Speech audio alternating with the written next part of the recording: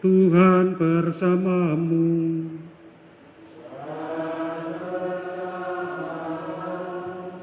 Inilah Injil Yesus Kristus menurut Markus.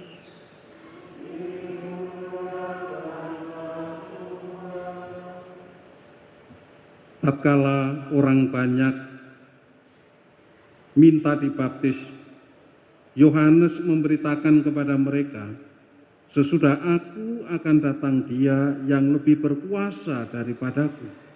Membungkuk dan membuka tali kasutnya pun aku tidak layak. Aku membaptis kamu dengan air, tetapi Ia akan membaptis kamu dengan Roh Kudus." Pada waktu itu datanglah Yesus dari Nazaret di tanah Galilea, dan Ia dibaptis di sungai Yordan oleh Yohanes. Pada saat keluar dari air, Yesus melihat langit terkoyak dan roh seperti burung merpati turun ke atasnya. Lalu terdengarlah suara dari surga, "Engkaulah anak yang kukasihi, kepadamulah aku berkenan." Demikianlah Injil Tuhan.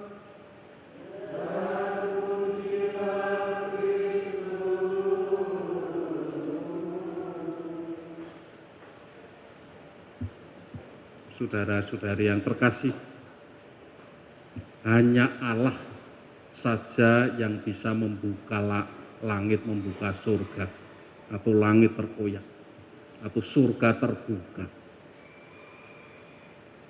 Tidak ada yang bisa kecuali Allah.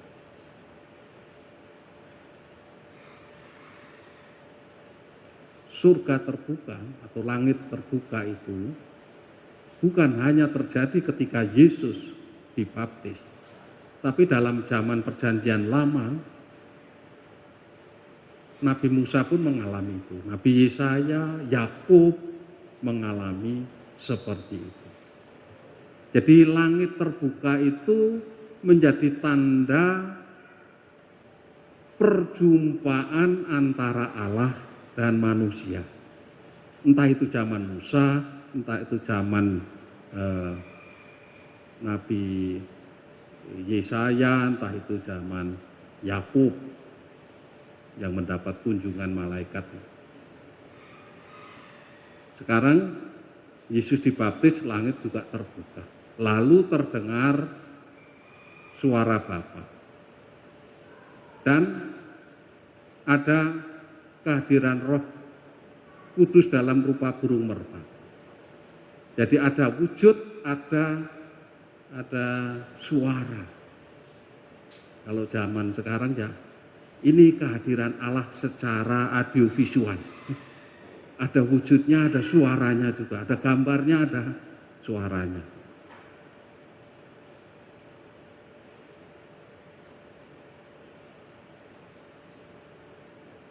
Nah, kalau sampai terjadi seperti itu, apa artinya?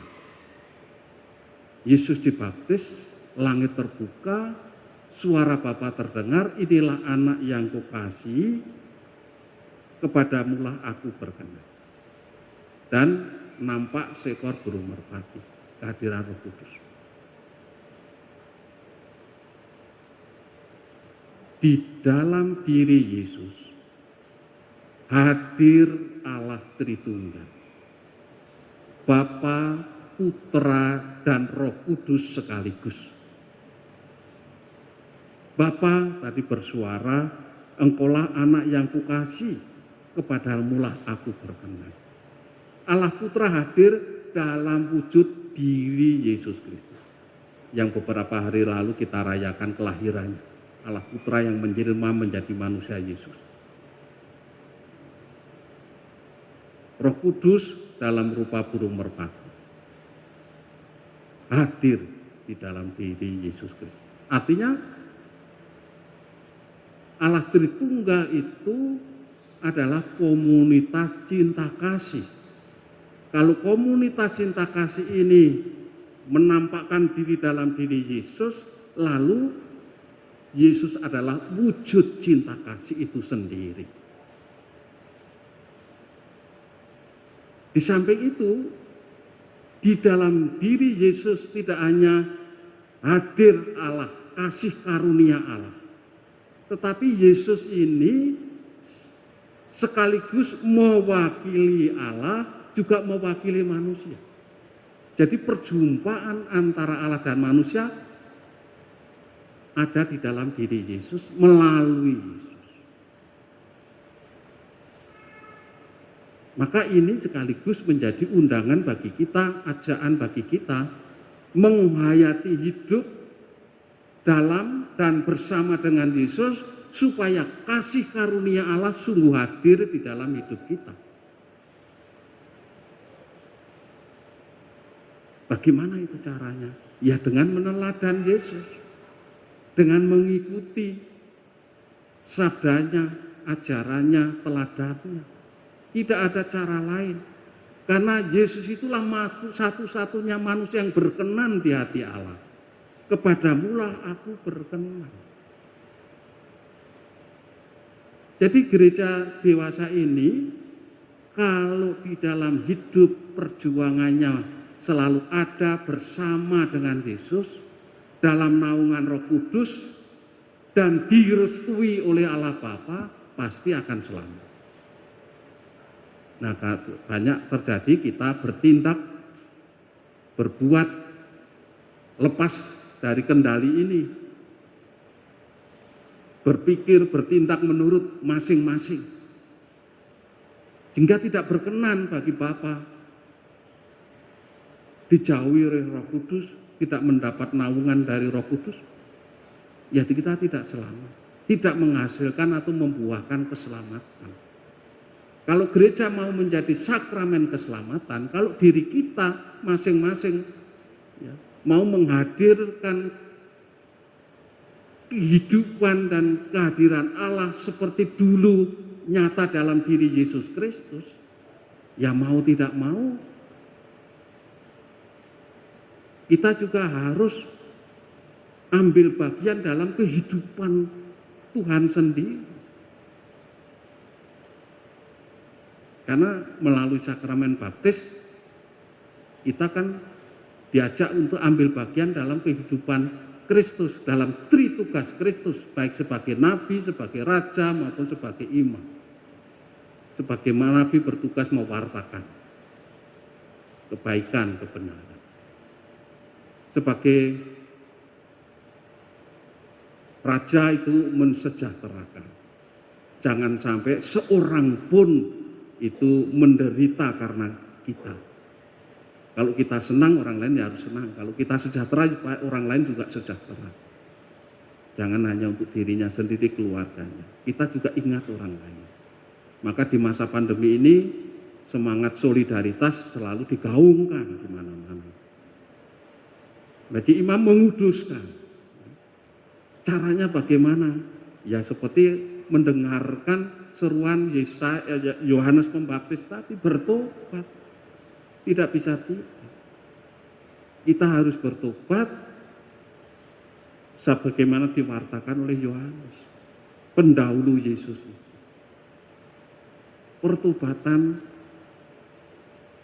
menjadi syarat kita dibaptis dan dengan demikian ambil bagian dalam kehidupan Kristus sendiri untuk dimampukan menghadirkan kasih karunia Allah di dalam kehidupan ini. Nah, supaya kasih karunia ini betul-betul dirasakan, dialami, dimengerti, dirasakan, dialami. Sama dirasakan maupun dialami. Dimengerti dan dialami oleh umat manusia. Dimengerti berarti harus menggunakan budi, akal budi kita. Kita diajak untuk berpikir keras di zaman pandemi COVID-19 ini, apa yang baik, yang seharusnya seperti dikehendaki Allah kita harus lakukan. Nah, itu.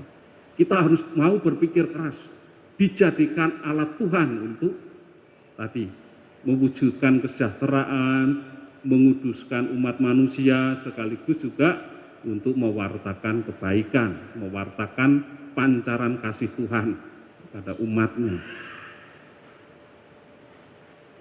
Yang kedua, mengalami itu berarti hati. Menyangkut soal keutamaan hati. Bukan pengalaman lalu kita bisa menunjukkan dengan ijazah, sertifikat, SK, penggajian segala macam, bukan itu. Tetapi ini berkaitan dengan hati. Sama seperti pertobatan dimulai juga dari hati.